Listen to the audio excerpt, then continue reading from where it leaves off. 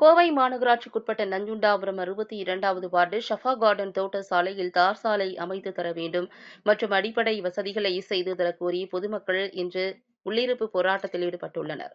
இந்த போராட்டத்தில் குறிப்பாக பெண்கள் அதிக அளவில் கலந்து கொண்டனர். அவர்கள் சாலை வசதி மற்றும் அடிப்படை வசதி இல்லாததால் எதிர்நோக்கியுள்ள அவதி குறித்தும், பள்ளி குழந்தைகள், வேலைக்கு செல்லும் மக்கள் மற்றும் முதியோர் கடந்து செல்லும் சிரமம் குறித்தும் உணர்ச்சிபட தெரிவித்தனர். 62வது வார்டு மாமன்ற உறுப்பினர் ரேவதி முரளி கூடுதலாக இந்த போராட்டத்தில் ஈடுபட்டுள்ளார். அவர் மக்கள் நலனுக்காக வலியுறுத்திய நிலையில் தமிழ்நாடு அரசுக்கு எதிராக கண்டன கோஷங்கள் எழுப்பப்பட்டுள்ளன. முன்பு சமர்ப்பிக்கப்பட்ட மனுக்களுக்கு எந்தவிதமான நடவடிக்கையும் எடுக்கப்படவில்லை என்று பொதுமக்கள் அதிருப்தியுடன் தெரிவித்துள்ளனர். தமிழக அரசு மற்றும் பொறுப்பு அமைச்சர் செந்தில் பாலாஜி பொது நலனுக்காக சாலை அமைத்து தர வேண்டும் என கோரிக்கை விடுத்துள்ளனர்.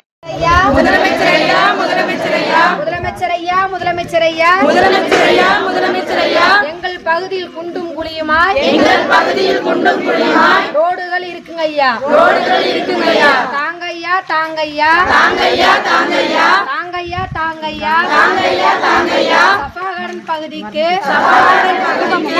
ரோடு தாங்கய்யா தாங்கய்யா தாங்கய்யா சபாகடன் பகுதிக்கு ரோடு தாங்கய்யா அமைச்சரையா